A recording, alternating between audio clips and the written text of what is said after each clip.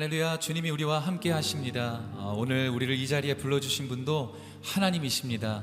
오늘 하나님의 이름을 높이기 시작할 때 그 하나님이 더욱더 가깝게 우리의 마음 가운데 다가오는 놀라운 저녁이 되기를 소망합니다. 우리 다 함께 자리에 일어나셔서 그 좋으신 주님을 찬양하며 나아가도록 하겠습니다.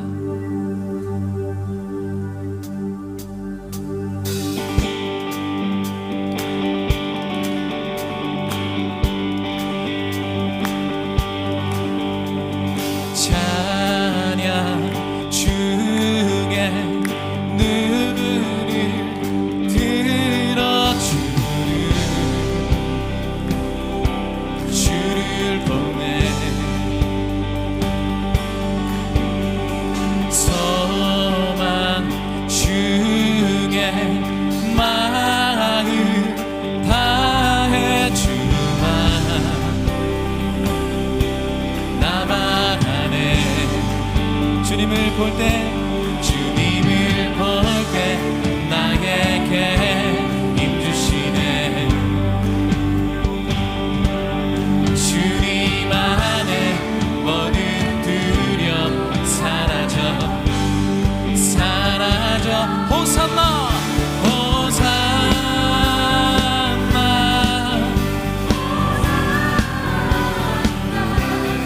구원의 주와 나니 찬양받으신 주님,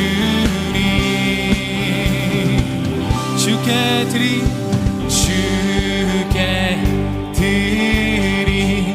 마음 다한 기도.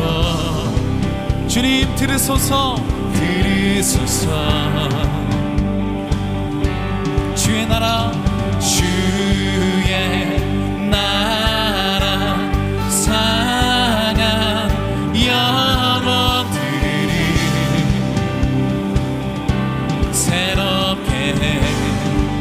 우리가 주님을 볼 때 나에게 힘주시네. 오직 주님 안에 모든 두려움 사라져 호산나.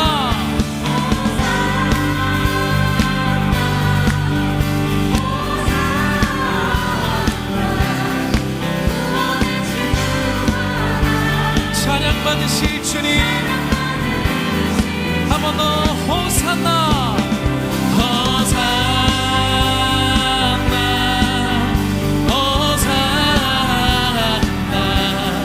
내 안에 임하셔서 주님의 뜻 이루소서. 주님을 볼 때 나에게 힘주시네. 주님 안에 두려움 사라져. 한 번 더 주님을 볼 때 나에게 힘주시네. 오직 주님 안에 모든 두려움 사라져 호산나.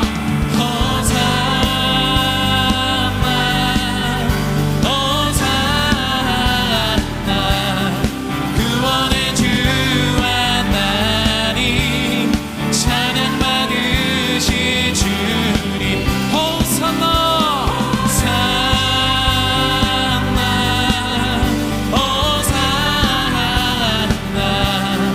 내 안에 임하셔서 주님의 뜻 이루소서. 할렐루야. 우리를 구원하신 주님의 은혜를 찬양합니다. 우리를 구원하신 그 하나님께서 우리의 삶 가운데 찾아오실 것입니다.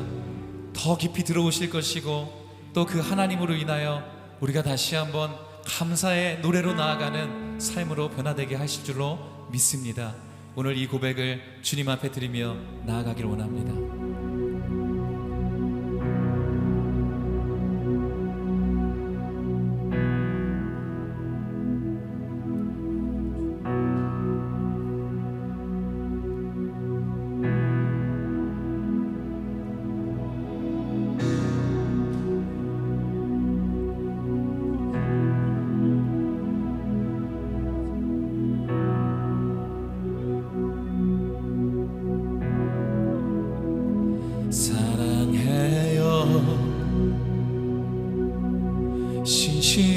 신실하신 나의 주님, 나의 삶 주님 안에 있네.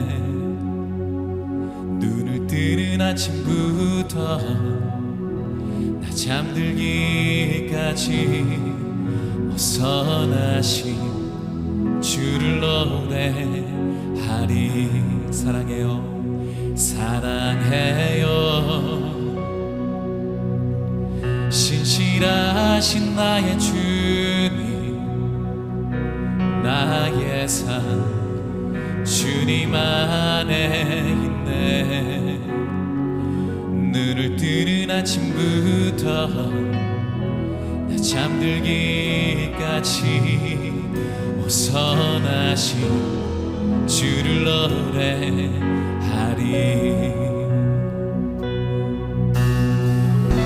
신실하신 나의 주님, 나의 삶을 인도하셨네. 나의 모든 어긋 다해 선하신 주를 노래하리. 사랑해요, 사랑해요. 나를 인도하신 주님, 고난 중에도 나와 함께 하셨네. 내 아버지 되시며 내 친구 되신 주, 나의 삶 주님 안에 있네. 신실하신 나의 주님, 신실하신 나의 주님, 나의 삶을 인도하셨네. 나의 모든 어긋 다해 선하신 주를 노래하리. 주님의 선하심, 주님의 선하심 날 인도하시네. 주님의 선하심 날 지켜주시네. 주께 엎드려 나의 모든 삶 주님께 드리네. 주님의 선하심 날 인도하. 주님의 선하심이, 주님의 선하심 날 인도하시네. 주님의 선하심 날 지켜주시네. 주께 엎드려 나의 모든 삶 주님께 드리네. 주님의 선하심 날 인도하시네.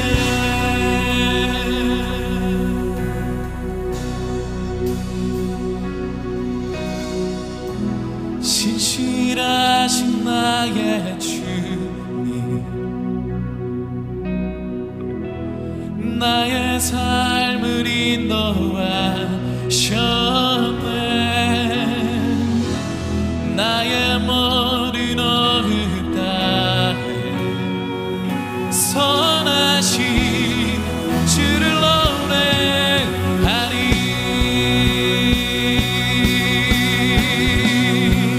신실하신 나의 주님,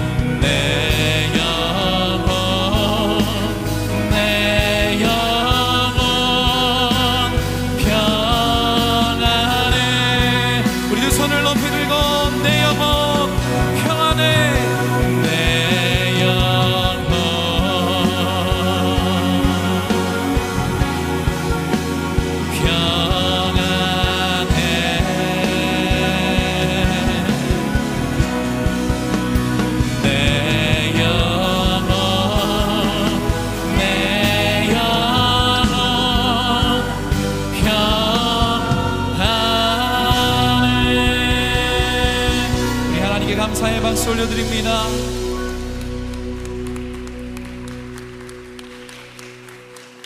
하나님을 찬양하며 다시 한번 감사의 영광의 박수 올려드리겠습니다. 아멘. 주님의 이름을 찬양합니다. 오늘은 저희 마지막 주를 맞아서 세례식이 있는 날입니다. 자리에 앉으셔도 좋고요.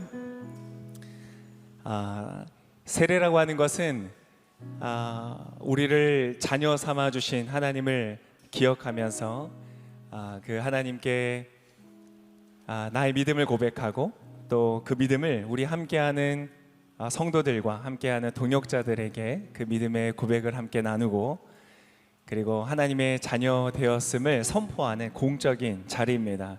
그래서 얼마나 큰 기쁨과 감사가 있는 시간인지 모릅니다. 오늘은 두 분의 우리 사랑하는 우리 동역자 또 우리의 형제 자매가 세례를 받게 됩니다.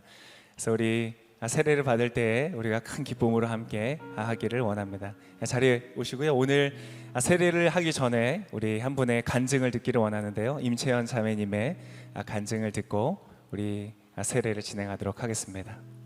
우리 나오실 때 긴장하지 말라고 우리 큰 박수로 축복하고 환영하겠습니다.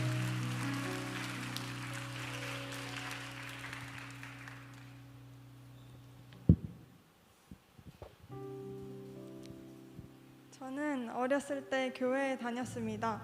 거의 매주 출석했지만 하나님의 존재만 알고 있었을 뿐 신앙심은 없었던 상태였습니다. 결국 저는 친구들과의 시간 그리고 학업 등 다른 것들을 중요시하여 더 이상 교회에 다니지 않게 되었습니다.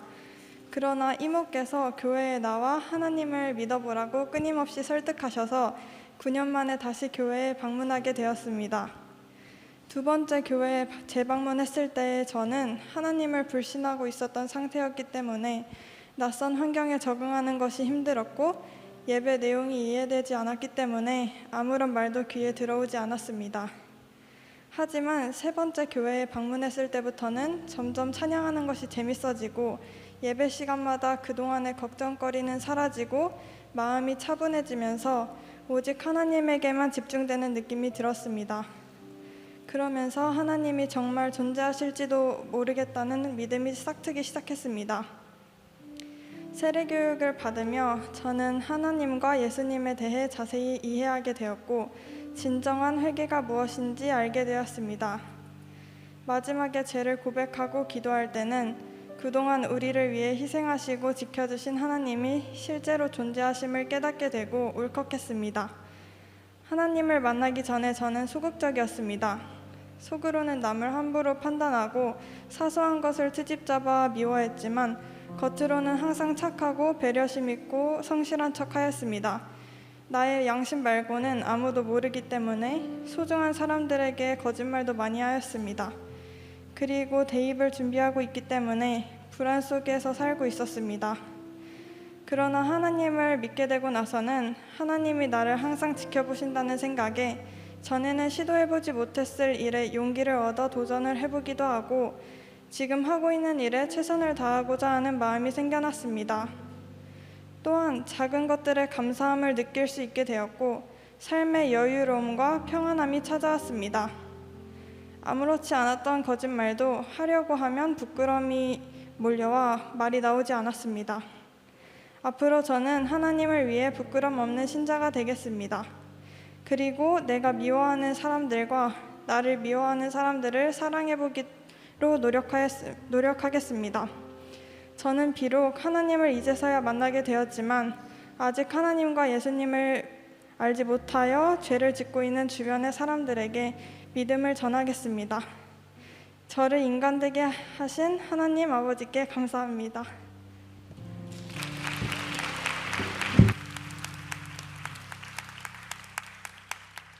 네, 예수님을 믿는다는 고백을 하는 것이 얼마나 큰 사건인지 모릅니다. 우리가 실제 느끼고 경험하는 것보다 우리 인생의 삶의 주인이 바뀌고요, 우리의 삶의 방향이 바뀝니다.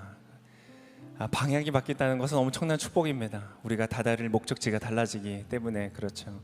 우리가 때때로 믿음대로 살기도 하고 그렇게 살지 못하기도 하고, 저도 지금도 그렇습니다. 믿음이 좋았다가도 안 좋았다가도. 그러나 우리가 믿음으로 예수님을 고백할 때 우리의 변화된 신분은 하나님의 자녀 되었고, 우리 인생의 목적지가 달라진 것은 변하지 않으니까 이거 너무나 엄청난 축복을 받는 것이죠. 오늘 그 고백을 하는 두 사람이 오늘 채연 자매님 아까 물어보니까 주님께 돌아온 지 몇 달 안 됐다고 하더라고요.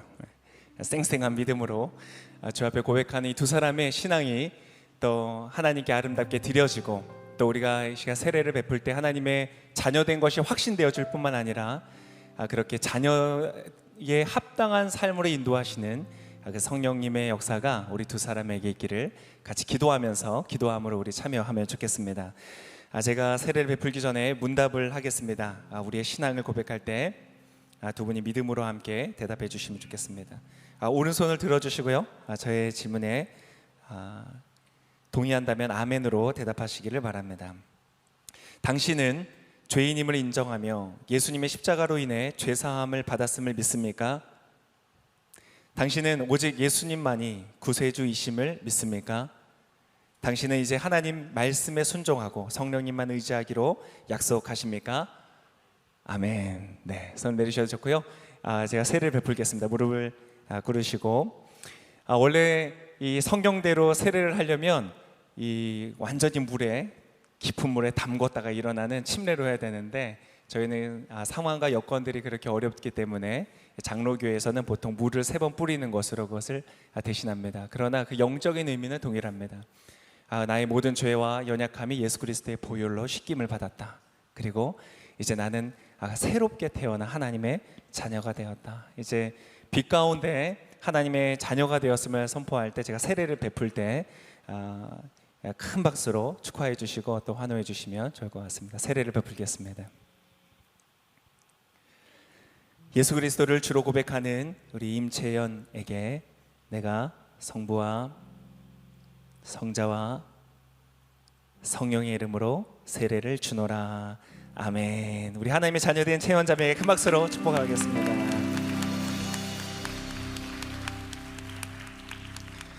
예수 그리스도를 구주로 고백하는 우리 홍우석 형제에게 내가 성부와 성자와 성령의 이름으로 세례를 주노라. 아멘. 우리 하나님의 자녀된 우석 형제 큰 박수로 축복하겠습니다. 우리 자리에서 일어나시고요. 네, 제가 함께 선포할 때 우리 다 같이 함께 축복하면서 찬양으로 축복해 줄 거고요. 또 개인적으로 축복해 주기를 원하시는 분들은 무대에 올라오셔서 함께 축복하겠습니다. 제가 선포하겠습니다. 우리 두 사람, 임채연, 홍승우 두 사람은 오늘 거룩한 세례를 받아 세례 교인이 된 것을 성부와 성자와 성령의 이름으로 선포하노라. 아멘. 박수로 축복하겠습니다.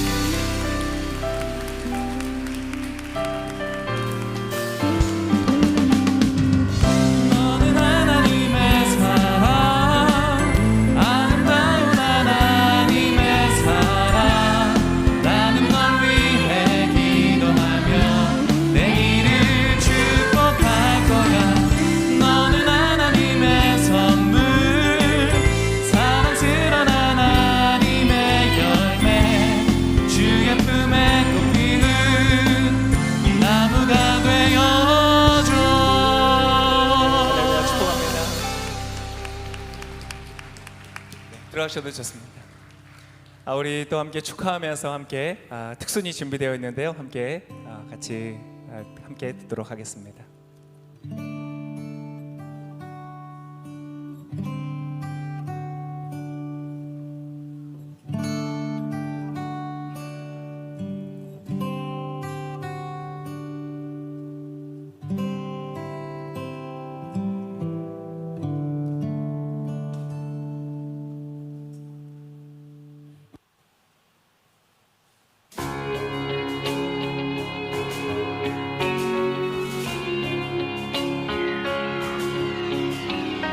Guarda fuori è già mattina. Questo è un giorno che ricorderai. Alzati in fretta e vai. C'è chi crede in te, non ti arrenderai.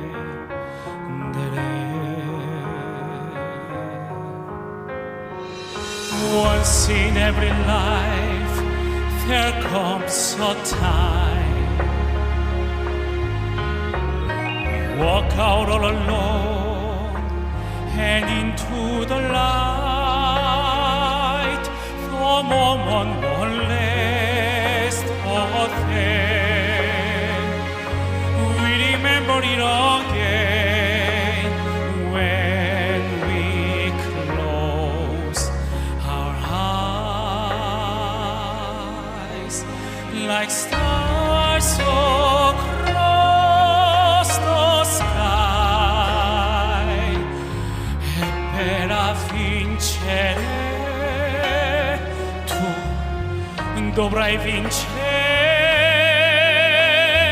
We were born to shine. All of us here because we believe.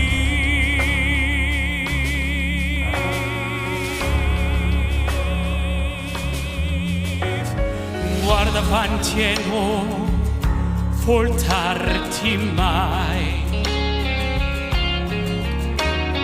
Accarezza con i sogni tuoi, le tue speranze poi, verso il giorno che verrà. C'è un traguardo là, like stars across the sky. E per vincere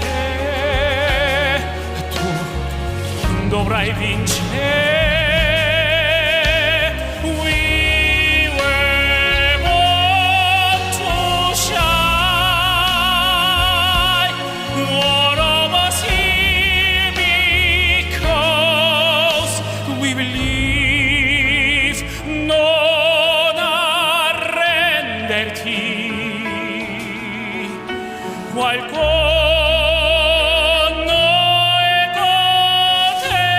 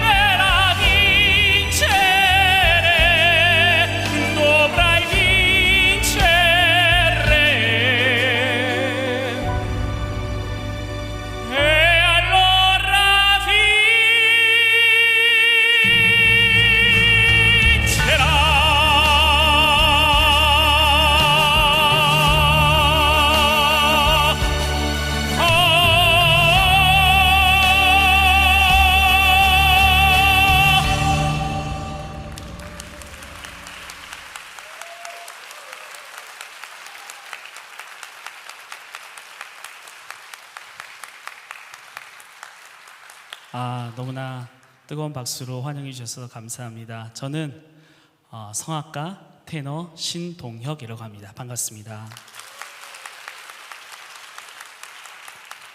오늘 또 이렇게 새로운 두 형제자매님이 세례를 받으시고 하나님 안에서 우리의 한 가족으로 함께 초청되는 자리에 제가 또 이렇게 함께해서 너무나 영광입니다. 오늘 또 우연히 제가 고른 곡이 이 공동체의 중요성, 우리가 서로 함께 믿음 생활하는 사람들이 서로 믿어주고 지원해주고 응원해줄 때에 우리가 인생의 이 마지막 순간에 결국에는 승리할 수 있다라는 그런 가사를 담은 곡을 부르게 되어서 너무 감사합니다. 저는 오늘의 교회랑 사실 깊은 인연이 있습니다. 전 중학생 때부터 경배와 찬양, 중고등학생 때 경배와 찬양을 다니면서 특히 서빙고 봉당에서 굉장히 큰 은혜를 많이 받았습니다. 제 인생에서 가장 큰 은혜를 받은 예배 장소를 꼽으라고 하면은 단연코 이 서빙고 본당에서 드렸던 경배와 찬양의 예배일 것입니다. 그 이후로 이제 20대 초반부터 30대 초반까지 오늘의 교회를 출석하면서 대학부와 대학 청년부에서 많은 예배와 그 다음에 또 찬양으로 섬기고 그 다음에 또 저희 교회가 원래는 이제 지금은 코로나 때문에 선교 나가는 게 쉽지 않지만 자유롭지 않지만 저희 하영조 목사님께서 선교적인 교회로 우리를 세우셨잖아요. 그래서 이제 많은 단기 선교를 나가면서 경험하면서 큰 은혜를 경험했습니다. 우리 오늘 예배 인도해 주신 장동원 목사님이랑도 중국이랑 일본으로 같이 해외 선교 많이 나가면서 같이 은혜를 많이 누린 어떻게 보면은 이제 선교의 동지라고 볼 수 있고요. 그렇게 이제 사역을 하다가 제가 이제 오늘 교회에 나온 이후에는 이제 CCM 가수분들이랑 팀을 이루어서 또 이렇게 많은 선교지에 가서 문화 사역을 했습니다. 그래서 제가 그런 이제 선교 사역들을 감당하면서 비록 단기 선교지만 그런 사역들을 감당하면서 저에게 굉장히 큰 힘과 위로가 됐던 찬양이 있는데요. 바로 이사야 61장 말씀으로 이루어진 기름 부으심이라는 찬양입니다. 오늘 이 찬양 여러분들에게 마지막으로 올려드리려고 하는데 하나님께 올려드리려고 하는데 이 찬양을 함께 묵상하실 때에 이 찬양의 가사대로 여러분의 삶과 육체와 마음과 영혼 가운데에 하나님의 큰 위로하심과 치유가 있기를 선포합니다. 기도합니다. 감사합니다. 기름 부으심 올려드리겠습니다.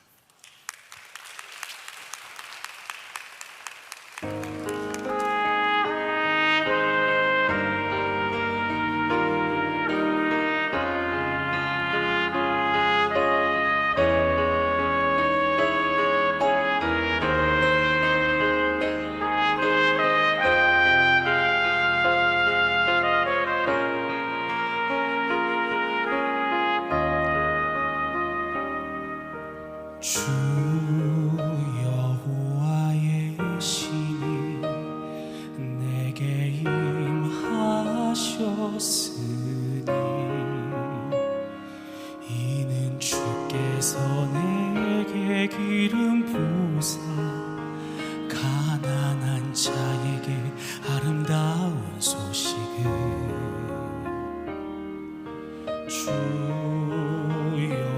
여호와의 신이 내게 임하셨으니 이는 주께서 내게 기름 부으사 가난한 자에게 아름다운 소식을 전하게 하심이라. 나를 보내사 마음 상한 자를 고치며 나를 보내사 눈먼 자를 눈뜨게 하며 나를 보내사 갇힌 자를 놓이게 하며 포로된 자에게 자유를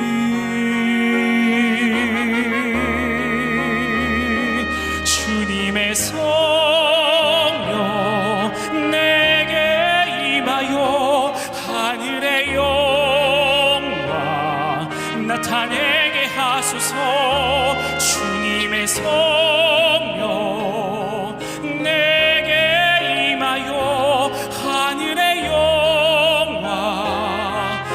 나타내게 하소서.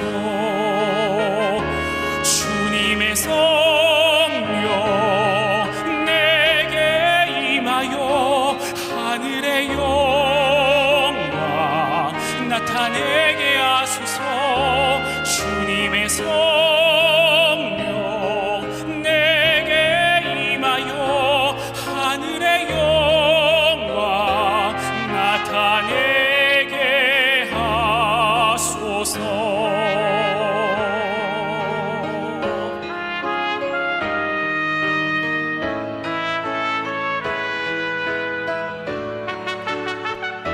주님의 성령 내게 임하여 하늘의 영광 나타내게 하소서. 주님의 성령 내게 임하여 하늘의 영광 나타내게 주님의 성령 내게 임하여 하늘의 영광 나타내게 하소서. 주님의 성령 내게 임하여 하늘의 영광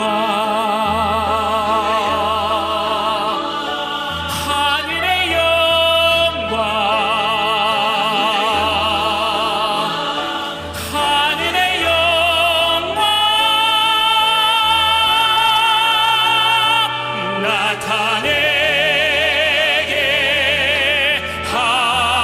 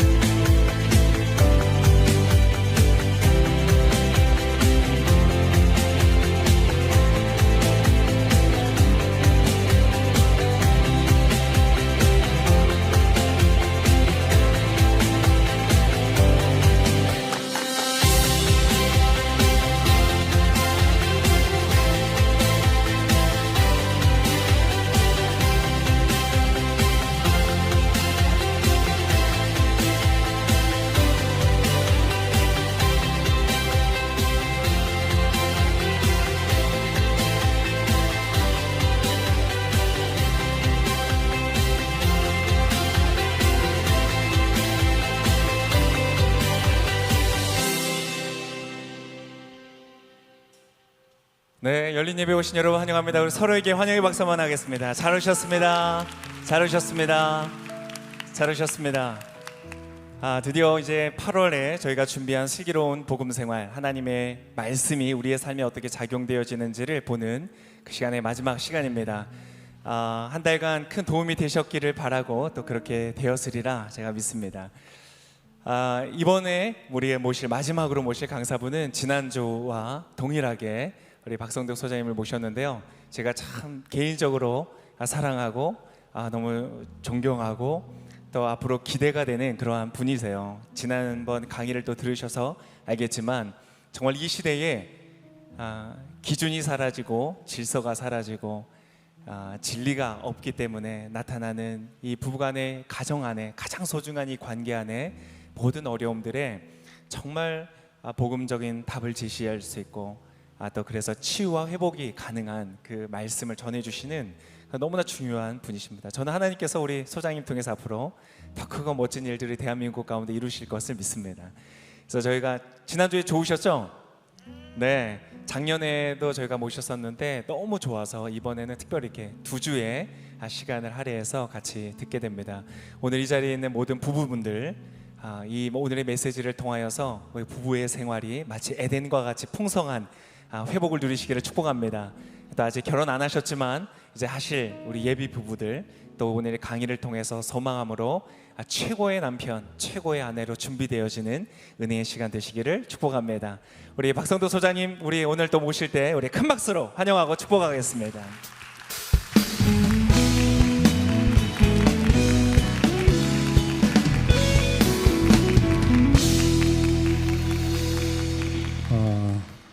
안녕하세요. 소개받은 박성덕입니다.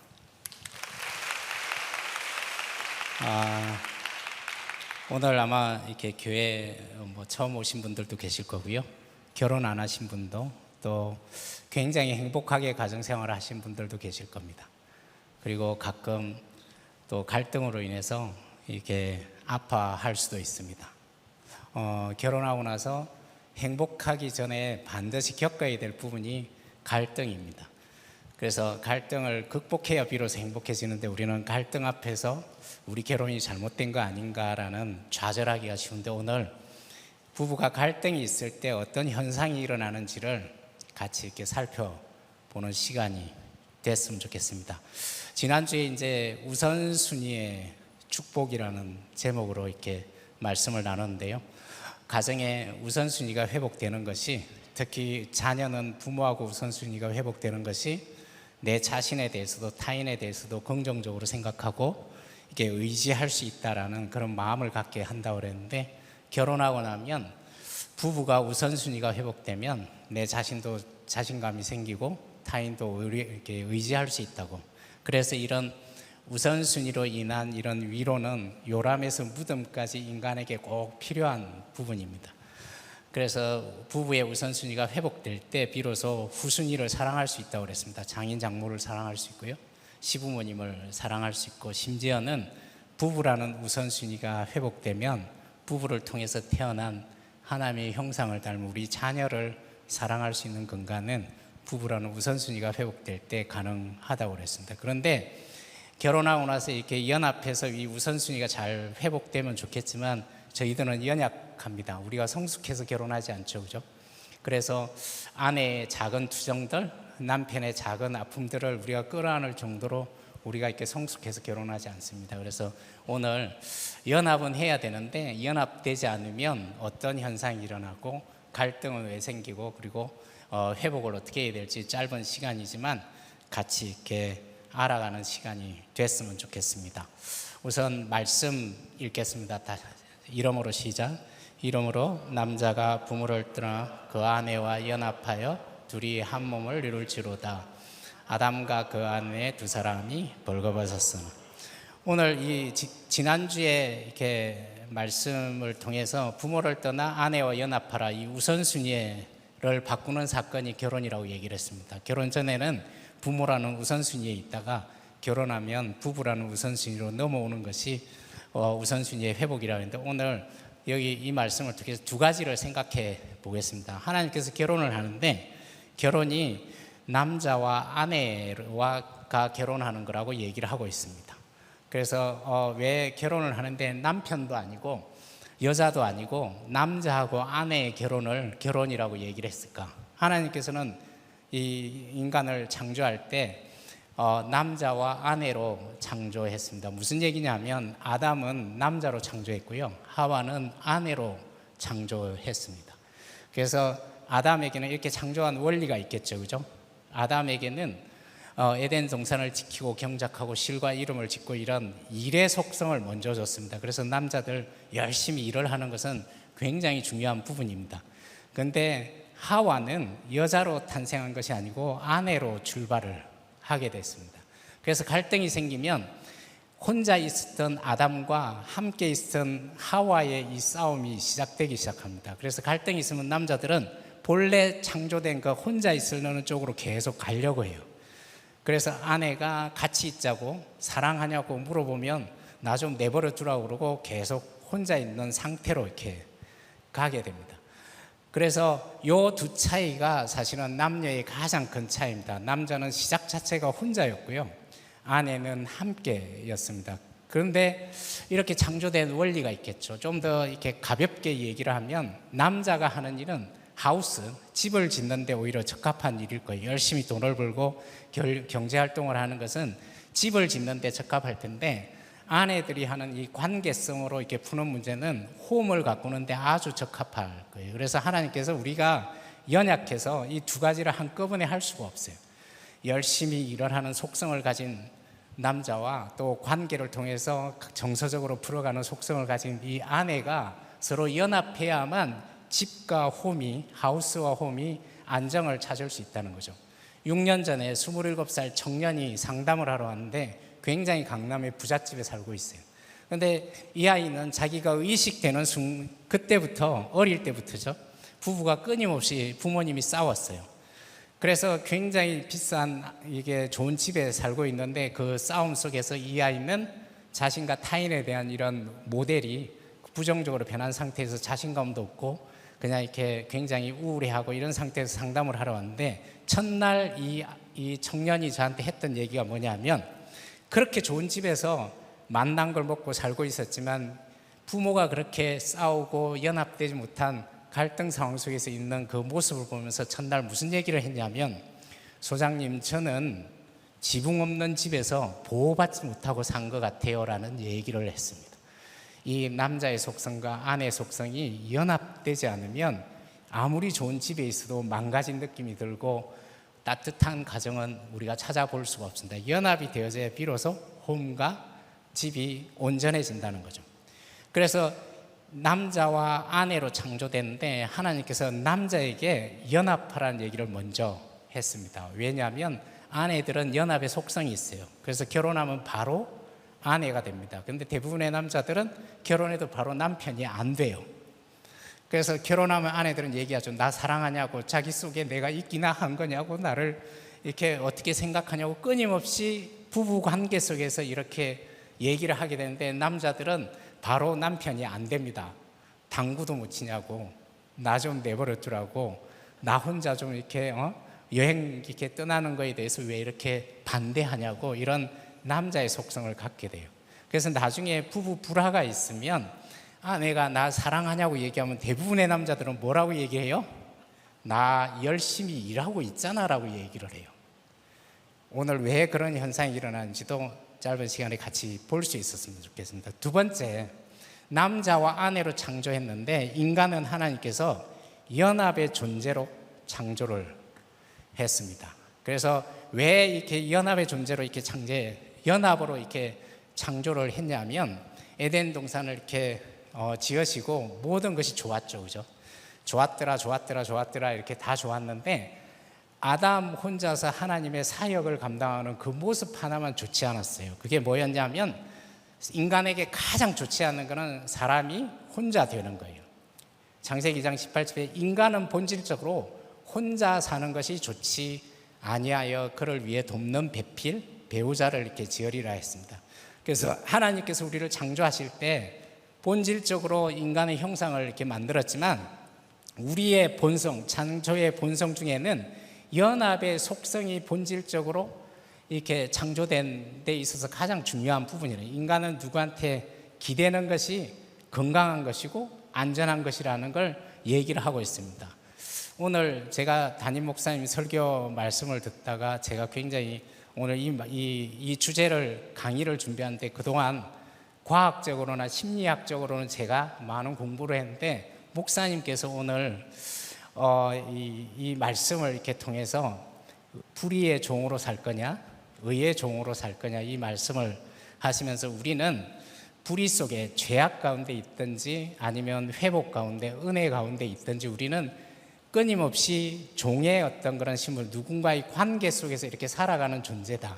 그래서 의존적 존재라는 말씀을 오늘 목사님께서 쓰셨는데요. 창조 원리가 영적인 창조 원리도 의존적으로 기대는 것이 건강하게 우리한테 창조된 거예요. 그래서 누군가한테 기대는 것은 나약한 것도 아니고 병이 아니고 의존적인 게 아니라 건강해지기 위한 가장 기본적인 조건은 누군가한테 기대는 것이 건강하다는 거예요.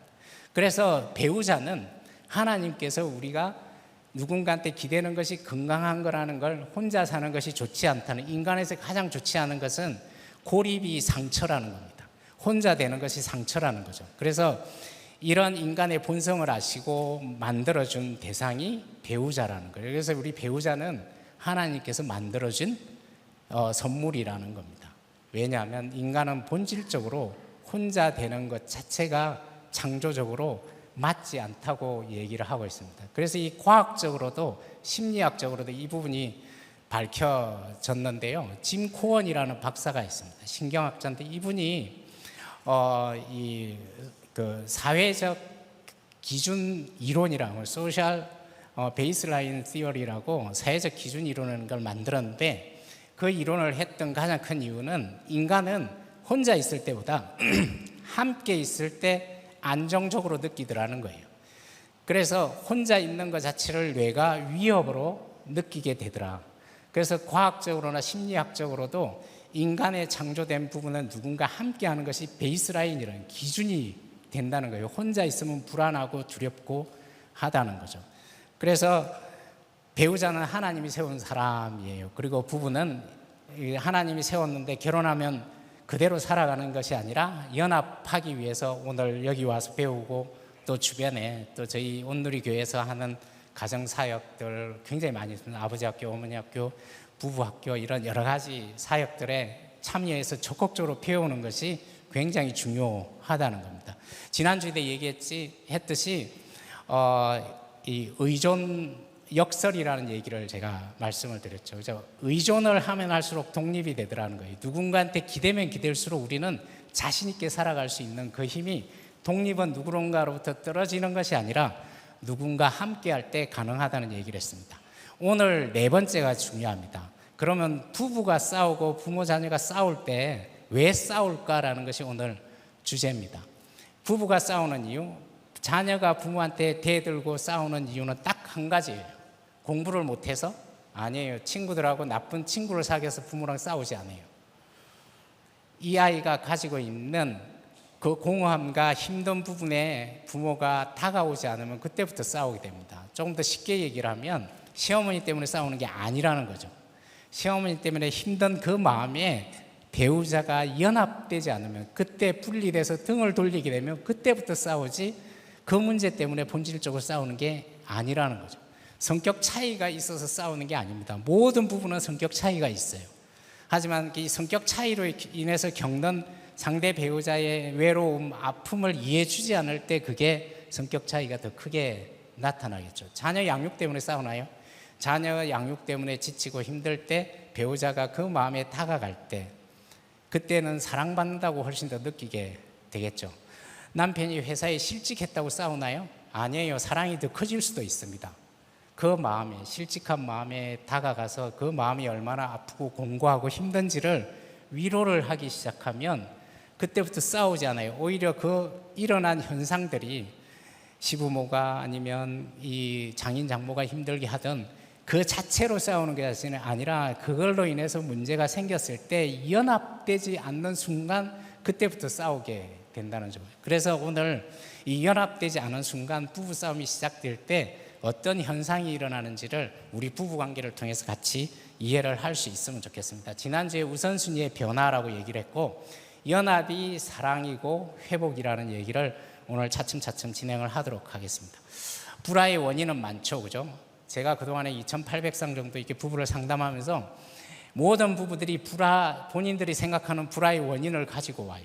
성격 차이, 고부 갈등, 장서, 경제, 이 모든 걸 가지고 오는데 제가 그분들을 회복시켜 줄 수 있는 도구가 하나 있습니다. 경제 문제, 주식 문제 가지고 싸운다고 제가 주식을 아는 것도 아니에요.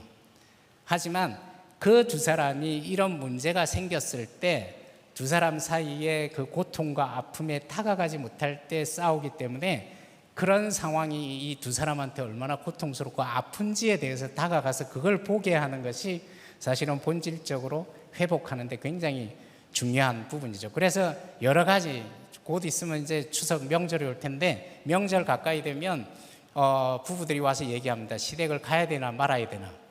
저보고 그 어려운 주제를 이렇게 던져 놓고 해결을 해달라 그러는데 해결해 주면 큰일 납니다. 가야 된다 말아야 된다라는 그걸 얘기를 해주면 그걸 가지고 이제 계속 저를 데리고 가서 둘이서 계속 명절 내내 싸우게 될 거예요. 가라고 그러지 않았냐? 가지 말라고 하지 않았냐? 하지만 본질이 그게 아니라 가도 되고 안 가도 됩니다. 여러분이 두 분이 시댁을 가고 안 가고의 문제가 아니라 어떻게 가고 어떻게 안 가냐, 가지 않는 상황에서 두 사람이 그 상황을 어떻게 받아들이냐가 더 중요하고, 갈 때 서로 얼마나 힘든지를 이해하냐가 중요한 것이, 지금 가냐 안 가냐가 그의 본질이 아니라는 거죠. 그래서 제가 두 분한테 지금 내가 그 답을 드리면 두 사람 이혼할 수도 있다고. 하지만 갔을 때 안 갔을 때 이 상황을 둘이서 어떻게 풀어가야 될지를 앞으로 이제 배워가고 상담을 통해서 알아가면 가도 위로할 수 있고 안 가도 위로할 수 있고, 이번에 비록 못 가더라도 다음에는 더 단단해져서 구정 때는 더 갈 수 있고 하는 그 부분을 앞으로 배워가는 것이 중요하다는 얘기를 이렇게 합니다. 그래서 부부가 싸우는 이유는 내가 힘들고 외롭고 아플 때 다가갈 수 없고 반응하지 않으면 그때부터 싸운다는 거예요. 이 배우자한테 내가 이 힘든 걸 서로 얘기할 수 없고, 남편도 마찬가지고 아내도 마찬가지입니다. 내가 갔으면 좋겠는데 이 안 가는 거에 대해서 이렇게 굉장히 두렵고 불안하고 어떻게 해야 될지 힘든데, 이 부분에 대해서 또 아내는 갔을 때 내가 궁지에 몰리게 되는데 과연 내가 이해받을 수 있나, 그 마음을 이렇게 풀어가는 그 과정이 이제 이렇게 회복에 중요한데, 그러면 그 마음을 풀기 전에 이미 먼저 작동을 해버리는 게 있습니다. 그래서 부부 갈등상으로 빠지는데, 이렇게 부부가 연합해야 될 때 불화가 일어나기 시작하면 단계적인 반응이 일어나요. 자, 이 현상은 부모 자녀 간에, 연인 간에, 부부 간에만 일어나요. 소중한 관계에서는 이런 현상이 일어나는데, 무슨 얘기냐면 우리 자녀가 어머니한테 아버지한테 원하는 게 있어요. 근데 그걸 거절하고 몰라하고 그 아픔을 이해해 주지 않으면 대부분의 아이들이 어떻게 반응하죠? 웃고 있나요? 이렇게 감사해요? 그러지 않죠. 첫 번째가 분노한다는 거예요. 사랑하는 사람이 내 마음을 알아주지 않으면 첫 번째가 화를 낸다는 거예요. 근데 엄마가 이 화내는 게 이런 게 서운해서 그랬구나 하고 다가가서 그 화났구나라고 그 마음을 이해해주면 순식간에 사랑으로 변합니다. 이 변하는 게 굉장히 스위치되는 속도가 빨라요. 그래서 내가 힘들고 외로울 때 다가오지 않았는데 그 신호를 우리는 사랑하는 사람이 나한테 다가오지 않으면 그걸 회복하려고 굉장히 많은 신호를 보내요. 화를 낸다든지 짜증낸다든지 손을 가리킨다든지 웃는다든지 끊임없이 그 사람이 나한테 반응하고 나를 사랑해달라는 신호를 보내게 되는데, 첫 번째가 짜증을 낸다는 거예요. 그래서 그 순간에 부모가 다가가서 그 화났구나라고 이렇게 이해를 하게 되면 순식간에 사랑으로 변해요. 그런데 아이가 계속 화를 내고 짜증을 내는데도 엄마나 아빠가 그 신호를 모르거나 본인들이 너무 고통스럽고 힘들고 여유가 없으면 그 신호를 놓치게 되면 두 번째 반응이 뭐냐면 이 아이는 자꾸 매달리기 단계로 넘어가요. 그래서 유치원도 안 갑니다. 이때 우리가 하는 얘기가 분리불안이라고 그러죠. 내가 떨어지면 불안해지기 시작해요. 왜?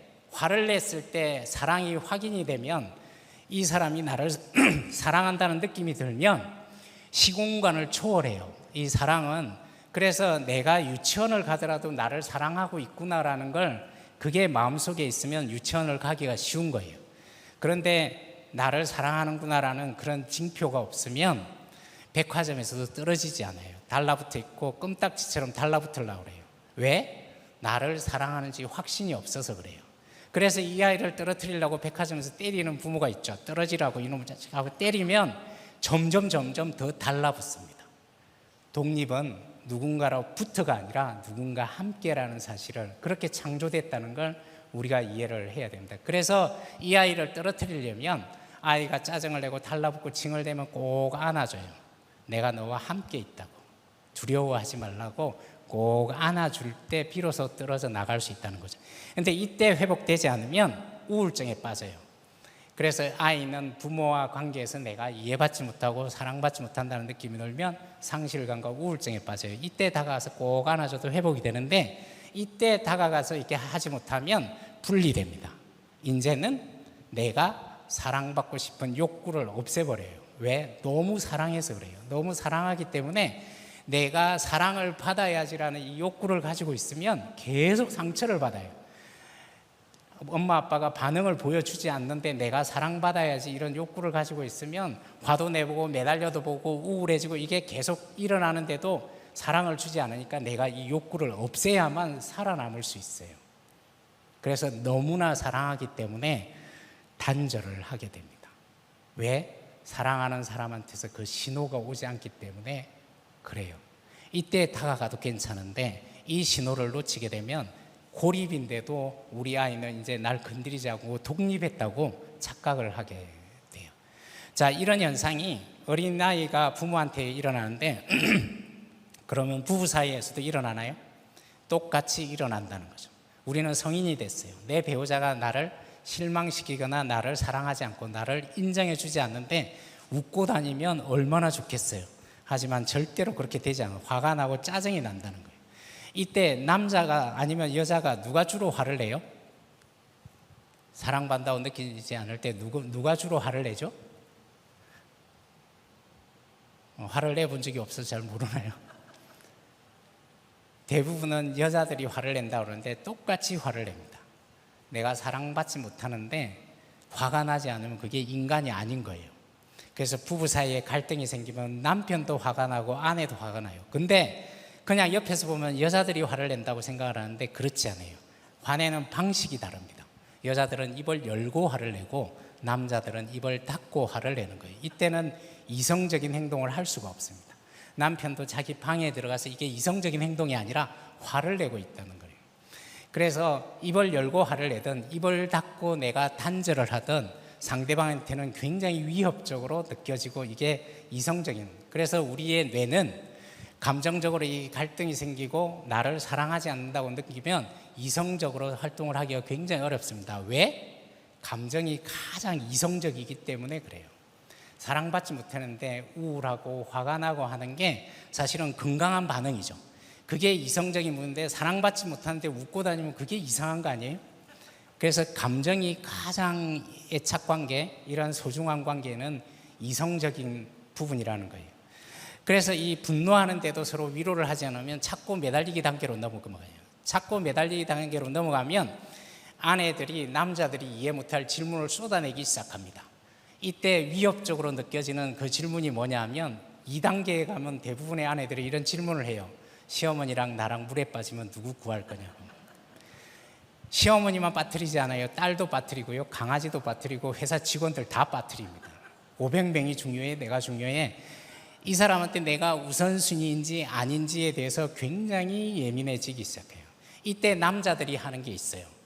본인의 이렇게 일의 속성을 가지고 있기 때문에 내가 하는 일에 대해서 인정받고 있는지가 굉장히 예민해집니다. 그래서 둘이 대화가 안 돼요. 자기 나 사랑해, 나 열심히 일하고 있잖아. 이때부터 이제 이런 얘기들이 오가기 시작해요. 왜? 사랑받고 싶은 아내와 내가 하는 일을, 노력하는 일을 인정받고 싶은 남자의 그 부분이 욕구가 충족되지 않기 시작해요. 그러면서 남편도 외로워지고 아내도 굉장히 외로워집니다. 이때 회복되지 않으면 우울증에 두 사람 다 빠지게 됩니다. 그래서 많은 부부들이 아내만 우울한 것이 아니고 남편도 똑같이 우울해져요. 출근하다가 확 꺼버릴까? 이런 생각이 든 적이 이렇게 들기도 하고, 이 소중한 관계가 고장나기 시작하면 심각하게 서로가 우울해지기 시작합니다. 이때 서로 다가가서 위로를 하지 않고 그냥 내버려 두게 되면 분리되기 시작합니다. 별거, 각방, 조론, 이런, 사실 조론이라는 건 사실 말도 안 되는 이 연합이라는 이 속성을 몰라서 이렇게 하고 있는 거죠. 그래서 이런 식으로 분리가 돼요. 왜? 이 사람한테 내가 인정을 받고 사랑받고 싶은 마음을 가지고 있으면 자꾸 상처를 입어요. 서로 여유가 없고 연약해지다 보니까 서로한테 그런 부분들을 할 수가 없어요. 그래서 우리는 이렇게 갈등이 생기게 되면 여러 가지 모습으로 상대방한테 보여주게 됩니다.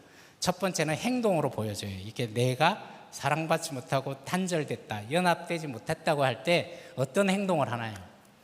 우리가 사랑받고 이렇게 애착적으로 친밀하고 연합됐다라고 이렇게 하면 우리는 우리가 할 수 있는 모든 반응을 다 하게 되는데, 이 두 사람이 이런 연합되지 못하고 나를 거절받는다 이런 느낌이 들고 분리된다는 느낌이 들면 다양한 반응을 못하고 딱 두 가지 반응만 해요. 이전에는 화도 냈다고 삐졌다가 울었다가 다가다 안아줬다가 같이 웃었다가 이걸 다 하는데 두 가지 반응만 하게 돼요. 갈등이 생기면. 그게 뭐냐면 공격하든지 도망가든지 이 두 가지 반응만 계속 하게 됩니다. 그래서 두 가지 이렇게 행동만 하다 보니까 이 행동의 패턴에 갇히게 되는데, 공격형의 패턴에 갇히는 부부들이 있어요. 끊임없이 서로 공격하는 유형이 있어요. 자, 이렇게 공격할 때는 지금 우리 부부가 계속 공격하고 있으면 그 사람 성격이 못돼서가 아니에요. 그 사람한테 내가 인정받거나 사랑받고 있지 못하다는 신호입니다. 아, 나도 사랑받고 싶고 내 배우자도 이해받고 싶은데 그러지 못해서 지금 연합되지 못해 분리됐구나라는 신호예요. 이렇게 끊임없이 서로를 공격형으로, 그래서 이 부분을 목록 나열하기라고 얘기를 하는데, 한 사람이 공격을 하게 되면 상대방은 네가 더 나쁘다는 목록을 끊임없이 나열하기 시작해요. 네가 얼마나 잘못된지 문제인지. 그래서 서로 이게 꿰고 있죠. 근데 공격형은 오래 가지 못해요. 금세 공격 회피형으로, 한 사람이 공격하고 한 사람이 회피하는, 추궁하고 회피하는 쪽으로 바뀌게 됩니다.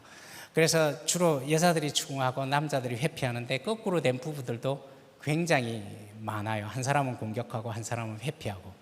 공격하면 공격할수록 점점 나를 인정해주지 않고 이해해주지 않는다는 느낌 때문에 점점 회피하게 되고요. 회피하면 회피할수록 나한테 다가오지 않는 것 때문에 점점 공격은 세져요. 그래서 공격을 하면 할수록 상대방은 다가가면 두려워져요. 또 나를 비난하겠구나 하는 생각 때문에 회피하게 되고, 그래서 이 회피하는 사람은 공격하는 사람만 보이고요, 공격하는 사람은 회피하는 사람만 보입니다. 서로가 함께 이 패턴을 만들고 있구나, 서로가 지금 강화시키고 있구나라는 걸 잘 이해하지 못해요. 부부 상담을 할 때 이 패턴 속에 갇혀 있다는 걸 우리가 알려주고 그걸 풀어가는 것이 굉장히 중요합니다. 세 번째는 회피형에 빠지는 경우가 있어요. 쇼윈도 부부로 살아가죠. 전혀 마주치지 않습니다. 집에서도 마주치지 않아요. 문 여는 소리가 들으면 자기 시작해요. 그리고 밖에서 이렇게 딸가닥거리기 시작하면 나가지도 못해요. 여러분, 공격형, 공격회피형, 회피형 중에 어느 부부가 그래도 좀 덜 힘들겠어요? 모든 부부가 똑같이 괴로워요.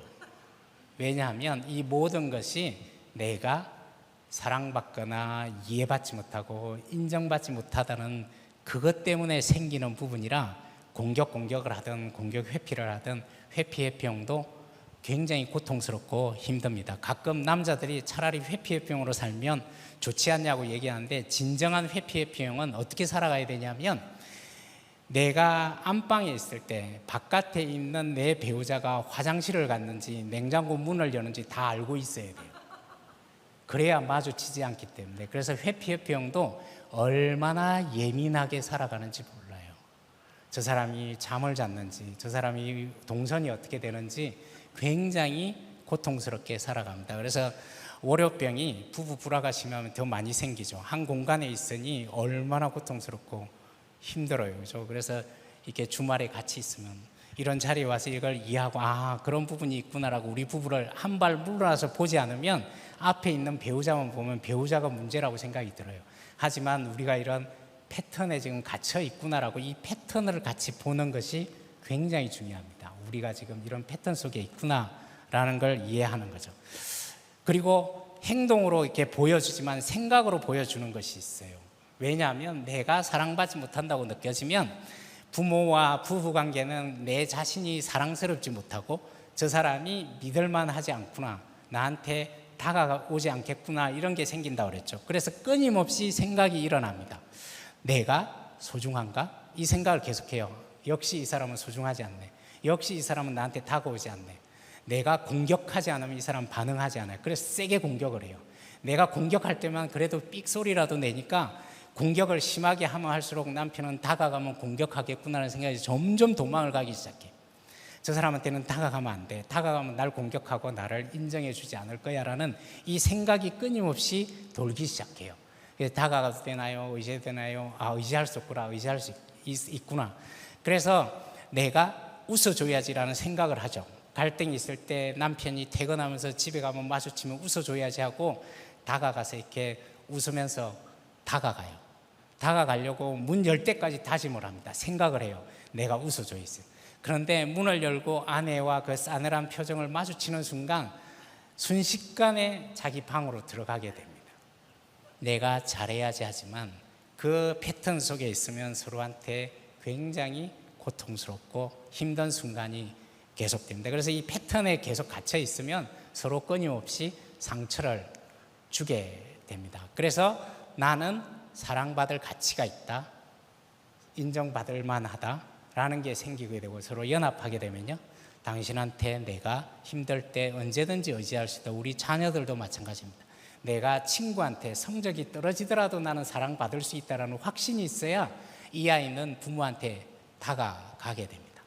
성적이 떨어진 그 부분에 대해서는 나도 괴롭고 부모님도 괴롭지만 그 순간에 나를 사랑하고 있다는 건, 그거에 확신이 되면 성적이 떨어져도 성적이 떨어졌다고 얘기를 하게 되는데, 그 확신이 없으면 성적을 조작하게 돼요.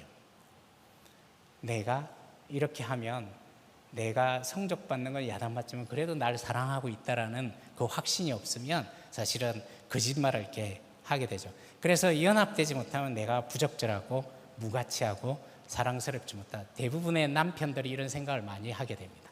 부부 불화 속에 있으면 내가 다가간다고 저 사람이 과연 반응을 할까? 인정을 해줄까? 그래서 다가가는 것이 굉장히 어렵습니다. 무가치하다고. 실제로 이 생각이 강력한 거예요. 이 생각이 굉장히 두렵게 만듭니다. 실제로 다가가면 반응을 하는데 점점 이 패턴에 갇혀 있으면 내가 다가가도 저 사람은 반응하지 않을 거라는 이 두려움이 굉장히 커져 있구나라는 걸 서로가 이해를 해야 된다는 거죠. 그래서 자존감은 부부가 연합될 때 생기고 자녀가 부모한테 연합될 때 생기지 자신감을 가지라고 해서 생기는 게 아니에요. 내가 성적 잘했을 때 칭찬할 때보다는 내가 어디 가서 부당한 일을 당했는데도 네가 얼마나 속상하고 힘든지 사랑받을 수 있다는 그 느낌이 훨씬 더 자존감을 키워지게 한다는 거죠. 그죠? 그래서 이제 부부 사이에서 끊임없이 서로를 영향을 주게 되는데, 아무 말 하지 않아도 나는 아무 말 하지 않지만 상대방한테는 영향을 줘요. 사랑하는 관계는 내 행동과 말과 생각이 끊임없이 상대방한테 영향을 준다고 생각을 하시면 돼요. 자, 이해를 해볼까요?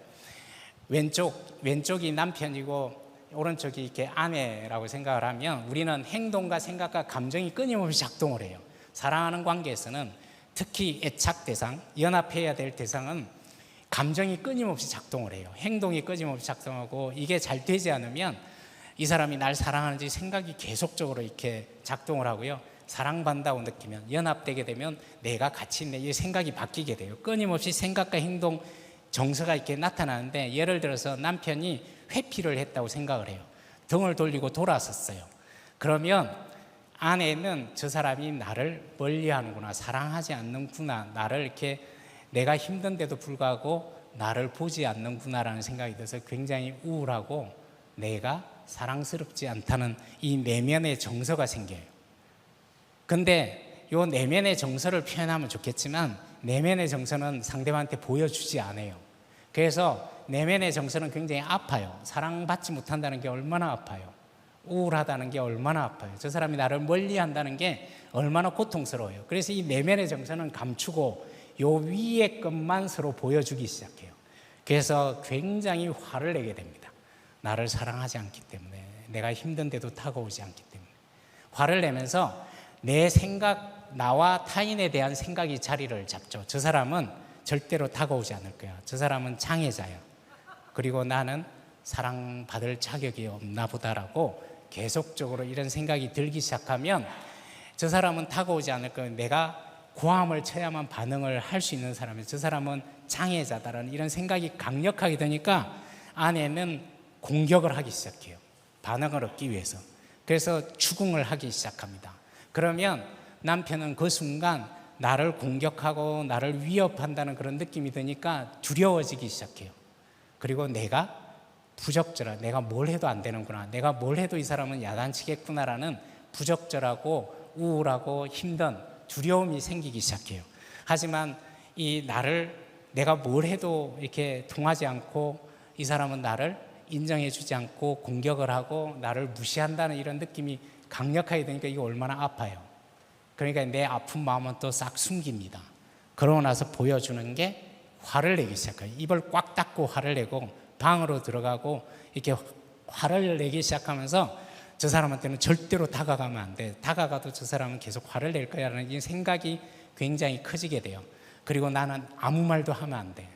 내가 지금부터 말을 하면 저 사람은 날 공격할 거예요. 그래서 점점 회피적인 행동을 강화하기 시작해요. 그래서 부부가 이 패턴에 갇히게 되면 남편과 아내가 개인적으로 잘못하는 것이 아니라 두 사람이 이런 강력한 패턴 속에서 연합되지 못하면 이런 현상이 보여지게 되죠. 근데 중요한 거는 요 내면 정서 위에 걸 표현하면 할수록 부부는 부정적인 고리에 계속 갇히게 돼요. 공격을 하거나 니는 장애자고 니는 인간도 아니고 니는 마마 보이고 계속 생각을 얘기를 하면 할수록 상대방은 거기에 대해서 상처를 계속 받아서 이렇게 부정적인 패턴에 갇히게 돼요. 그리고 화를 내든지 이런 식으로 하게 되면 패턴에 갇히게 되죠. 그래서 긍정고리로 이렇게 나갈 수 있는 그 부분은 요 밑에 있는 내면 정서를 해야만 비로소 긍정적인 정서로 다가가게 돼요. 당신이 나를 사랑했으면 좋겠어. 이런 얘기 많이 하는데 사실은 이 내면 정서를 표현할 때도 부드럽게 표현하지 않으면 공격입니다. 자기나 사랑해, 사랑한다는데 왜 그래? 이 사랑한다고 얘기를 하고 있지만 내용은 그렇지만 부드럽게 이렇게 표현되지 않으면 위협적으로 느껴서 또다시 부정적인 패턴으로 이렇게 빠지게 된다는 거죠. 그래서 이 내면 정서를 표현하는 것이 정서적인 소통이라고 그래요. 우리는 화를 내는 거, 기분 나쁘면 화를 내고 막 공격하는 걸 정서적인 소통이라고 생각하는데 그게 아니라 비로소 이 내면 정서를 표현할 때 이렇게 하는 것, 이게 이 정서적인 소통이 된다, 대화가 된다라고 얘기하는데 사실 굉장히 어렵습니다. 왜? 내면 정서는 너무 아파요. 당신한테 내가 사랑받지 못하고 당신한테 내가 인정받지 못한다는 느낌은 사실은 이렇게 사랑스러운 사람한테 내가 다가가기 두렵다라는 표현, 당신이 날 공격할까봐 두렵다라는 이 표현은 사실은 드러내기가 굉장히 어렵습니다. 아프고 연약하기 때문에, 취약하기 때문에, 게다가 우리는 문화적으로 감정을 표현하면 안 된다고 이런 게 있다 보니까 사실은 내 내면 정서를 표현하는 게 아니라 우리가 지금 위에 이런 행동과 생각과 표면 정서, 화를 내는 것이 내가 내면에 상처를 받았기 때문에 위에는 다 일어나는 현상인데 요 원인은 얘기해 주지 않고 위에 게 공격적으로만 얘기를 하기 때문에 부정적으로 이렇게 갇히게 되죠. 그래서 우리가 한번 생각해 보면 좋을 것 같아요. 아내하고 남편하고 힘들 때 내가 어떤 부분에 상처를 받고 다가가면 뭐가 두려운지, 그래서 그 부분이 부드럽게 이렇게 표현될 때 비로소 이렇게 회복을 할 수 있는데 사실은 갈등 상황에서 깊이 있으면 상대방의 내면 정서나 내 내면 정서를 보기가 굉장히 어렵습니다. 왜냐하면 속도가 굉장히 빨라요. 내면 정서에서 위로 올라가는데 0.000 몇 초 사이에 순식간에 올라가요. 상대방이 나를 째려보거나 도망을 가면 순식간에 이 상처가 이렇게 생기고 그걸 빨리 전환시켜서 공격적인 태세로 이렇게 하는데 굉장히 속도가 빠르기 때문에 어렵습니다. 그래서 상담은 요 속도를 늦추는 것이 제가 상담하면서 그러면서 이렇게 내면의 그 연약한 부분이 뭔지를 알아가는 것이 중요하다는 거죠. 부부가 서로 이렇게 등을 지고 있어요. 아파하고 서로 분리되어 있습니다.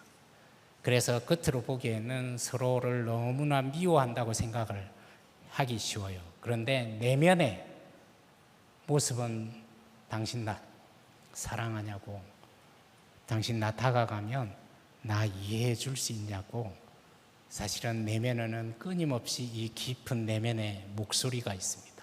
하지만 이걸 보여주지 않기 때문에 나를 미워하고 이렇게 나를 싫어한다라고만 생각을 해요. 그래서 우리는 요 내면에 내 아내가 이럴 때 외롭고 힘들었구나, 내 남편이 이럴 때 두렵고 힘들었구나. 어제 토요일 날 제가 상담한 이렇게 부부가 이 내면의 목소리를 이제 드러내기 시작해요. 그러면서 남편이 이제 용기를 내서 당신이 화를 낼 때 사실은 내가 굉장히 불안해지고 걱정이 확 이렇게 올라와서 그 순간 내가 굉장히 힘들다라는 얘기를 이제 조금씩 하기 시작해요. 치료사의 도움을 통해서. 그걸 직접 아내한테 표현을 했더니 아내가 무슨 얘기를 하냐면 이 사람이 이 얘기를 하지 않고 돌아서서 이렇게 회피하게 되면 나를 싫어하는구나라고 생각을 했는데 나한테 다가오고 싶지만 본인이 힘들어서 그렇지 나를 싫어하는 게 아니구나라는 그런 생각이 들게 된다는 거죠. 그래서 이 내면을 알고 이렇게 표현하는 것이 중요한데 도움이 필요할 수도 있습니다. 그러면서 이 아내가 하는 얘기가 그래요. 내가 남편에 대해서 이렇게 공격적으로 하는 게 이렇게까지 위협적으로 느껴지고 불안하고 걱정이 된다는 걸 자기는 생각을 못했대요. 내가 너무나 화가 나니까, 나를 사랑해 주지 않으니까 나는 고함을 쳤는데 이 행동이 남편한테 이렇게 불안하고 걱정을 이렇게 만드는지를 이렇게 자기는 전혀 생각을 못했는데 오늘 이렇게 얘기를 하니까 그분이 어제 표현한 얘기예요. 내가 미안한 마음이 들면서 이렇게 그 공격했던 그 부분에 대해서 미안한 마음이 들더래요. 그래서 왜 어떤 거냐 그랬더니 우리가 누군가를 때리는데 같이 맞으면 같이 이렇게 싸우게 되고 그냥 이렇게 때리는데도 불구하고 아무 반응이 없으면 더 화가 나서 하게 되는데 내가 아파라고 얘기를 하게 되면 내가 이 사람을 지금 아프게 하고 있구나라는 걸 비로소 이 얘기를 하니까 알게 된다는 거예요. 여러분, 우리가 이렇게 싸우고 할 때는 부부가 싸우는 이유는 미워서 하는 싸움이 아닙니다. 부부가 싸울 때는 당신한테 내가 소중한가요의 상처를 받아서 그래요. 외도와 폭력은 왜 그게 힘드냐면 당신한테 내가 사랑스러운가요를 가장 강력하게 상처를 주기 때문에 그래요. 그래서 그런 게 있더라도 추후에 회복이 될 수 있다는 걸 살펴보겠습니다. 그래서 내면 정서, 내가 두렵고 사랑스럽지 못해서 아프다라는 이 내면 정서에 비로소 욕구가 들어있어요. 나를 안아주면, 내가 다가갈 때 부드럽게 말해주면, 위협적으로 내가 말을 하지 않으면 다가와주면 좋겠어.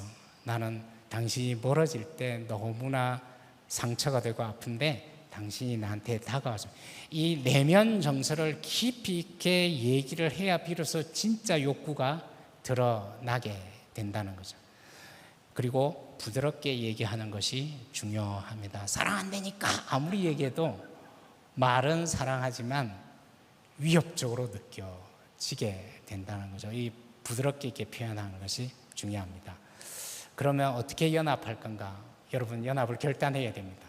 가끔은 정말 끝내고도 싶고 못 살겠다라는 생각이 이 패턴 속에 있으면 있어요. 내가 너무나 상처받고 다가가면 힘들 것 같고 저 사람은 안 변할 것 같고 막 이런 생각이 들다 보니까 끝내야 되나 이런 생각이 드는데 이 시간 아내가 남편이 그렇게 하는 것이 나를 미워서 내가 싫어서가 아니라 사랑받지 못하고 이해받지 못해서 부부는 부부싸움을 하는 이유가 사랑받지 못해서 이해받지 못해서 남편도 힘들어지고 아내가 힘들어진다는 거예요. 절대로 미워서 그런 게 아니라는 걸 다시 한번 생각을 했습니다. 그래서 연합을 결단해야 됩니다. 이 시간 이후로 우리가 하늘나라 갈 때까지 지금 가끔은 그냥 끝내고 싶고 아프고 하지만 끝까지 이 사람과 연합을 해야 되겠다는 결단을 해야 돼요. 두 번째는 분열을 거부해야 됩니다. 여러분, 인터넷에 부부 불화를 치게 되면 그 인간 절대로 변화되지 않는다. 인간은 고쳐 쓰는 것이 아니다라는 얘기를 하는데 그런 말에 속으면 안 됩니다. 이 시대에 많은 사람은 부부를 갈라놓고 소중한 사람을 갈라놓으려고 그러지 하나님께서 연합하라고 그런 걸 안 된다고, 변화되지 않는다고 끊임없이 속삭이게 될 거예요.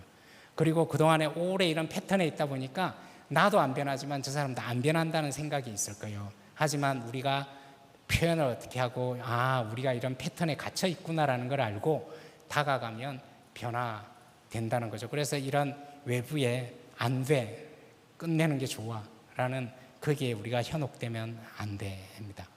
지금 내 아내가 아픈가요? 내 남편이 두려워하고 힘들어하고 고통스러워하나요? 다가가서 그 마음에 연합하게 되면 순식간에 변화될 수도 있습니다. 굉장히 속도가 빠를 수도 있어요. 당신 몰랐다고, 당신 남편이 날 피하는 줄만 알았는데 당신도 이렇게 두렵고 나한테 다가오기가 이렇게 힘든지. 여러분, 남자들이 감정이 없다고 얘기를 하는데 상담을 하다 보면 닭똥 같은 눈물을 남자들이 흘려요. 위로를 받기 시작하면 얼마나 많은 감정을 감추고 있는 거지, 드러내면 혹시 공격받을까 봐 힘들어서 그런지 절대로 감정이 없는 게 아니라 감정이 굉장히 풍성합니다. 그래서 이 감정이 사실은 화가 날 때 화를 내는 거하고 화가 나는데도 그 한 단계 그걸 죽이려고 그러면 훨씬 더 많은 에너지가 필요해요. 그래서 굉장히 고통스럽고 힘들고 감정은 대부분이 다 느껴요. 하지만 내가 아프다고 느끼면, 우리 자녀들이 왜 감정을 안 느낀다고 느껴지냐면, 사랑하는데 이 사람한테 다가가서 반응이 없을 거라고 생각하면 사랑하기 때문에 감정을 없애는 전략을 사용하는 것이 감정이 없는 게 아니라는 걸, 걔네들이 얼마나 두렵고 아프고 고통스러운지를 생각을 하면 좋을 것 같아요. 배우자도 마찬가지입니다. 감정이 없는 게 아니라 감정을 없애는 전략을 써야만 싸움이 줄어들 것 같아서, 두려움이 없어질 것 같아서 그렇게 하고 있다는 걸, 내 남편과 인간은 감정과 행동과 생각을 끊임없이 일으키게 하나님께서 만들어 놨어요. 그래서 남편과 아내가 감정이 없는 것이 아니라 감정이 굉장히 풍성한 상태라는 걸 알아야 됩니다. 연합을 위해서 표현해야 된다고. 제가 가끔 얘기하죠. 사랑하는 것과 사랑한다고 말하는 것은 완전히 다르다고, 그죠? 그래서 사랑하는 걸 갖고 있는 거하고 사랑한다고 말하는 것은 완전히 다른 차원의 것을 만들어냅니다. 그래서 용기를 내서 표현을 해야 됩니다. 그리고 회복을 확신을 해야 됩니다. 우리는 끊임없이 변화돼요. 지금부터 더 나빠질 수도 있고요, 지금부터 훨씬 더 좋아질 수도 있습니다. 하지만 이 변화는, 결혼해서 이 변화는 관계를 통해서 변화가 일어난다는 걸, 그래서 연합할 때 비로소 이 변화가 일어난다는 거죠. 아담과 그 안에 두 사람 다 벌거벗었으나 부끄러워하지 아니한다. 아무리 잘못했더라도 진심으로 다가가서 벌거벗고 다가가면 부끄럽지 않게 된다는 거예요. 회복이 될 수 있다는 거예요. 외도를 했더라도, 폭력을 쓰더라도, 이게 정말 상처를 줬구나, 이 사람한테 씻지 못할 아픔을 줬구나, 두렵게 만들었구나라고 진심으로 다가가서 그 내면 정서를 이해하고 그 상처를 치유하게 되면 회복이 될 수 있다는 거죠.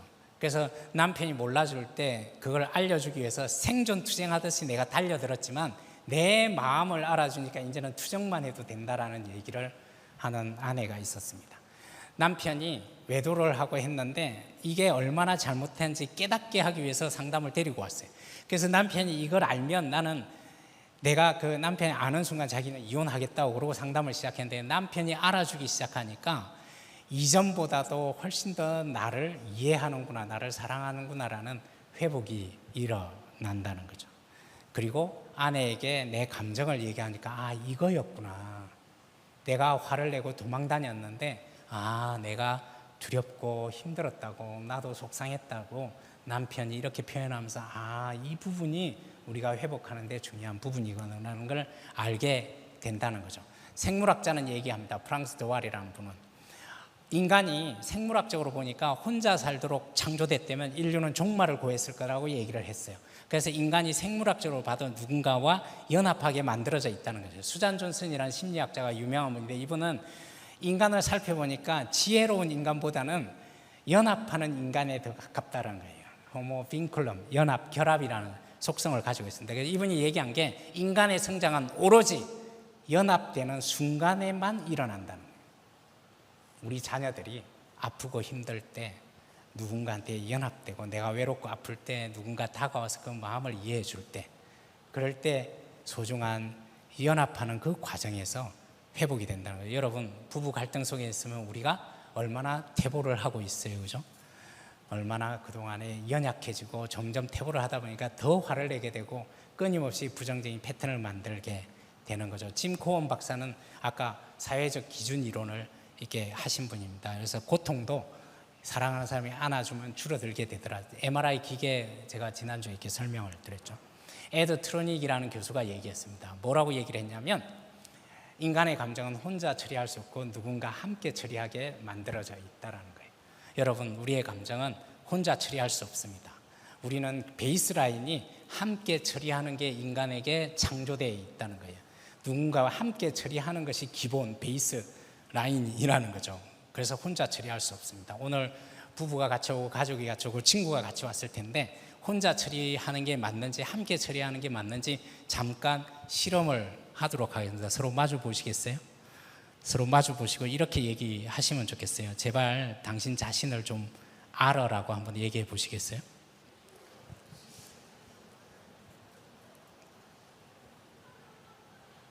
기분 괜찮죠? 그러면 이번에 이렇게 얘기할 거예요. 꼭 이렇게 얘기하세요. 오늘 강의를 듣다 보니까 내가 당신 마음을 알아라고 얘기를 해보시겠어요? 용기를 내서 해보세요. 아직 다 몰라도.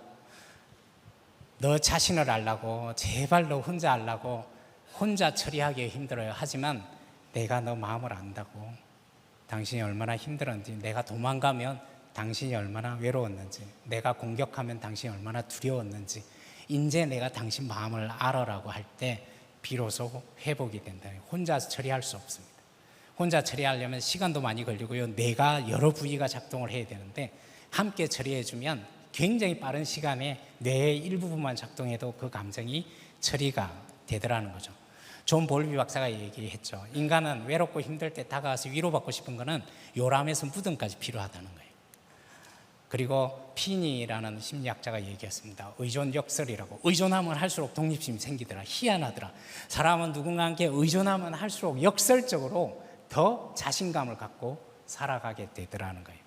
우리 자녀가 부모한테 다가와서 의지하고, 힘들 때 의지하고, 경제적 이런 게 아닙니다. 심리적으로 힘들 때, 외로울 때 의지하는 것이 회복에 있어서 굉장히 중요하다는 거죠. 애착 이론을 만든 이 존 볼비 박사님, 인간이 누가 가장 행복하냐 하면 소중한 대상을 곁에 두고 길고 짧은 여행을 반복할 때, 출근했다가 돌아오고 출장 갔다 돌아오고, 우리는 우리 아이가 학교 갔다 유치원 갔다 돌아올 곳이 있는 그 아이가 행복한 삶을 살듯이 요람에서 무덤까지 내가 돌아갈 곳이 있고, 내가 이렇게 위로받을 곳이 있고, 그게 있을 때 세상에서 아무리 힘든 일이 있더라도 위로가 되고, 다시 한번 건강한 가정이 있을 때 행복하다는 거예요. 부모 자녀 간에 연합하고 부부가 연합하는 이 건강한 가정이 있을 때 행복하다는 거예요. 우리가 끝까지 포기하지 않아야 될 거는, 인간관계에서 이렇게 힘든 부분이 있더라도 끝까지 우리가 의존해야 되고, 의존적인 존재로 이렇게 만든 우리 하나님께, 의의 하나님께, 생명의 하나님께 의존하는 것이 영적으로 굉장히 중요한 부분이라는 거죠. 여호와가 내 벤시라 내게 두려움이 없나니 사람이 내게 어찌할꼬. 여러분, 우리가 힘들고 지치고 아프더라도, 부부간에 힘들더라도 포기하면 변화될 수 있습니다. 배우고 이렇게 표현하고 용기를 내고 함으로 인해서 변화될 수 있습니다. 사랑받는 자가 살아남는 시대가 올 거라고 미국 심리학회에서 얘기를 하고 있습니다. 연합된 자가 다 같이 읽어볼까요? 서로 강하게. 시작. 서로 강하게 결합될 때 올라설 수 있다. 여러분, 인간은 짐승과 달라서 바위에 떨어뜨려서 이렇게 독립하는 것이 아니라 소중하게 다가가서 끌어안을 때 비로소 그 힘으로 독립할 수 있다는 걸, 안정을 찾을 수 있다는 거, 그것이 기본이라는 거예요. 연합이 기본이고, 인간은 혼자 있는 것이 아니라 누군가 함께 있는 것이 베이스라인이고 창조의 원리고, 함께 있는 것 자체가 안정적이라는 겁니다. 가정적으로 힘들고 외롭고 과연 변할 수 있을까? 너무나 내가 받은 상처가 크다 보니까 상대방이 나한테 받은 상처를 서로가 잘 몰라요. 이 패턴에 갇히게 되면 의도치 않게 서로 상처를 주게 되고 두렵게 만듭니다. 여러분, 다시 한번 부인, 남편을 그냥 직접 보는 것이 아니라, 우리 둘이 이런 패턴에 갇혀 있구나라는 걸, 서로 이런 영향을 주고 받았구나, 우리가 이걸 서로를 뜯어 고치는 것이 아니라 이 패턴을 어떻게 바꿀지를 지금부터 고민하는 것이, 표현하는 방식과 뭘 표현해야 될지를 서로 이렇게 같이 논의하고 같이 대화하는 것이 회복입니다. 연합은 시공간을 초월해요. 그래서 미국에 떨어져 있더라도 이 시공간에 연합이라는 이 마음이 있으면 얼마나 힘든지, 외롭지 않은지 물어보면 되는데, 한 공간에 있더라도 사실은 이 연합이라는 이 부분의 중요성을 모르면 그냥 방관하게 돼서 더 상처를 줄 수 있습니다. 부부가 서로 연합하라는 것이 사랑이고 회복이고, 회복될 수 있습니다. 지금은 정말 그만두고 싶더라도 회복할 수 있다는 그 희망을 잃지 않았으면 좋겠습니다. 기도하고 끝내겠습니다. 하나님 아버지, 감사합니다. 저희들에게 부부에 대해서, 관계에 대해서 생각하시니 감사합니다. 연합하겠습니다. 우리가 지금 비록 힘들고 어려워서 정말 포기하고 싶을 때도 있지만, 하나님께서 우리에게 알려주셨습니다. 이 과정이 정상적인 과정이라고, 지금은 비록 아프지만 용기를 내고 함께 풀어가게 되면 반드시 연합될 수 있다는 걸 오늘 가르쳐 주셨으니 저희들이 포기하지 않고 다가가겠습니다. 한국 가정을 주님 긍휼히 여겨주시고 회복시켜 주시옵소서. 모든 한국 가정이 서로 우선순위를 몰랐고 연합을 이게 해야 된다는 사실조차 모른 채 살았습니다.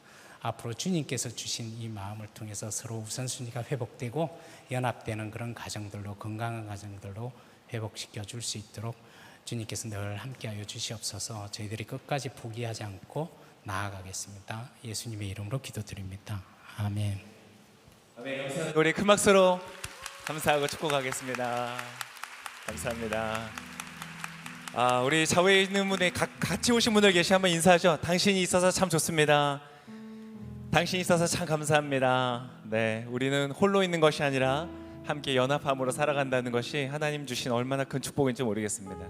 그런 꿈을 꿉니다. 우리 대한민국의 수많은 가정들이 복음으로 말미암아 부부가 이렇게 연합하고 서로의 마음을 이해하고 또 위로하고 또 부모와 자녀가 하나 되는 그런 축복이 우리 나라 가운데 있기를 원하고 우리 이곳에 있는 모든 분들의 가정 가운데 있으시기를 축복합니다. 네, 이제 저희 오늘 예배 가운데 처음 오신 분들을 좀 환영하고 축복하는 시간을 갖기를 원하는데요. 오늘 열린 예배에 제가 처음 왔습니다 라고 하시는 분들 손 한번 들어서 표현해 주시겠어요? 제가 준비한 선물도 드리고 같이 한번 축복하기를 원합니다. 네, 앞쪽에 계시고요. 또 계세요? 네, 중간에도 계시고요. 또 계시나요? 네, 지금 잠깐 손 드신 분들 잠깐 그 자세에 일어나 주시면 우리 큰 박수로 축복하고 환영하겠습니다. 잘 오셨습니다. 잘 오셨습니다. 하나님이 주시는 큰 축복 안에 살아가시기를 축복합니다. 네, 자리에 앉으셔도 좋고요. 우리 서로를 향해서 큰 박수로 우리 축복하면서 찬양하며 나가시겠습니다. 당신이 걸어온 그 길에 주님이 연합으로 함께 하시네요. 주님이 손잡고 계시니 은혜의 길, 사랑의 길, 생명의 길, 영원한 축복의 길 인도하십니다. 영원한 축복의 길. 그런 길 가시라고 우리 서로의 축복에 박수하겠습니다. 네, 오늘 이것으로 이제 8월의 슬기로운 복음 생활을 마쳤고요. 다음 주부터 9월 달에 새로운 주제로 우리 함께 은혜를 나누겠습니다. 한 주간 강건하시고 승리하신 한 주 되시길 바랍니다. 안녕히 돌아가십시오. 마치겠습니다.